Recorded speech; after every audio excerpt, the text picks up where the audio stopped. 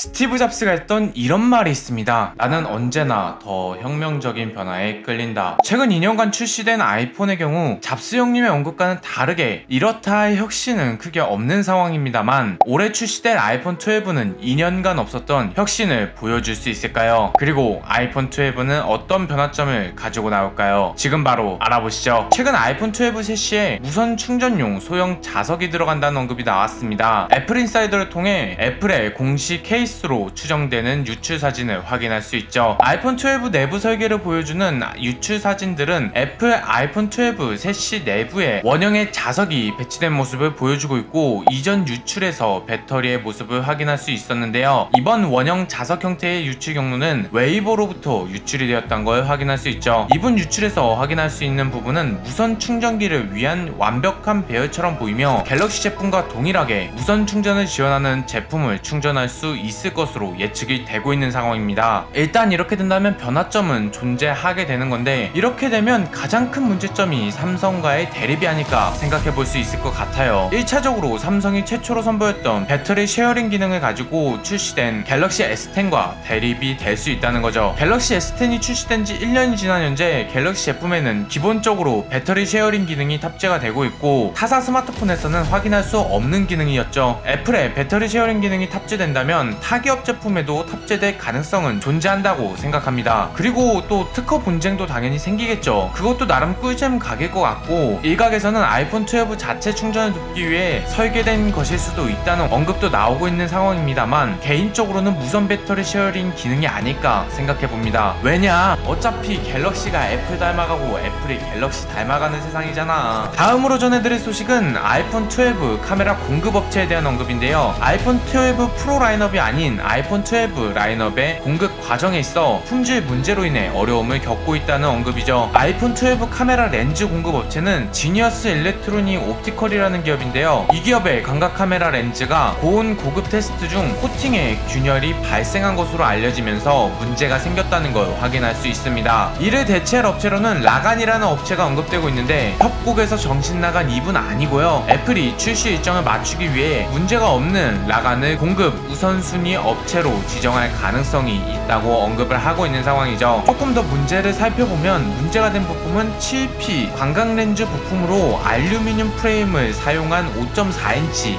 6.1인치 보급형 아이폰 12의 문제인 걸 확인할 수 있죠. 렌즈의 가장 큰 문제점은 애플이 코팅 필름이 갈라지는 품질 문제로 인해 불확실해진 일정을 맞추기 위해 아이폰 12 두 개 버전 초기 모델에는 라간의 저가형 1분의 2.6인치 7P 광각 렌즈를 사용할 가능성이 크다라는 언급이 나오고 있을 정도로 사태는 심각한 상황입니다. 이런 문제로 인해 아이폰 제품이 늦게 출시되는 건 아니겠지만, 최근 애플 아이폰 12 제품 출시가 늦어진다는 언급은 계속해서 나오고 있는 상황이죠. 퀄컴의 언급에 따르면 글로벌 5G 플래그십 스마트폰 출시 지연으로 퀄컴의 2020년 4분기 예상 실적이 영향을 받을 수 있다고 퀄컴의 CFO 아카시 하이키와라가 말하고 있습니다. 우리는 플래그십폰 출시 지연으로 인해 부분적인 영향을 받고 있다. 약간의 지연이 발생해 일부 기기 출시가 9월 분기에서 12월 분기로 미뤄질 것으로 본다. 퀄컴에서 딱 잘라서 어느 기업이라고 말하진 않았지만, 9월에 제품 출시 예정인 기업은 IT에 관심이 있는 분들이라면 당연히 애플이라는 걸 알고 계시겠죠. 더군다나 애플의 아이폰 12 시리즈는 퀄컴의 5G 칩을 탑재할 것으로 알려져 있는 상황이며, 모든 아이폰 12 모델에 5G 기술을 지원할 것으로 예상이 되고 있어서 코로나19 사태로 인한 생산 중단과 여행 및 출장 제한으로 인한 올해 아이폰 출시가 지연될 것이라는 소문은 여러 차례 언급을 드렸던 부분이고, 현재까지 언급에 따르면 9월에 공개하고 10월 중으로 출시를 한다는 언급이 있는 상황입니다. 제품 출시 순차가 특이한데요. 우선 2개의 모델을 출시한 뒤 나머지 2개의 모델이 출시된다는 언급이죠. 이렇게 보면 일반적으로 아이폰 12 시리즈 따로, 아이폰 12 프로 시리즈 따로 출시될 것이라고 생각하겠지만, 6.1인치 아이폰 12 맥스 제품, 아이폰 12 프로 제품을 먼저 출시하고 5.4인치 아이폰 12, 6.7인치 아이폰 12 프로 맥스 제품을 따로 출시한다는 게 현재 알려져 있는 언급입니다. 공급업체들의 소식통에 따르면 아이폰 메인보드 공급업체들이 6.1인치 메인보드 출하를 이미 시작했고, 5.4인치, 6.7인치 모델은 8월 말 출하를 시작할 예정이라 늦어진다는 언급이 있는 상황이라고 하죠. 새로운 아이폰용 플렉서블 보드의 출하량이 평소보다 약 2주에서 3에서 4주 정도 늦은 시점에서 정점에 도달할 것이라고 밝혔습니다. 사실 현 시점에서 유출된 부분은 100% 맞는 경우가 많죠. 즉 이례적으로 아이폰 12 프로와 아이폰 12 X 제품이 함께 출시가 된다는 건데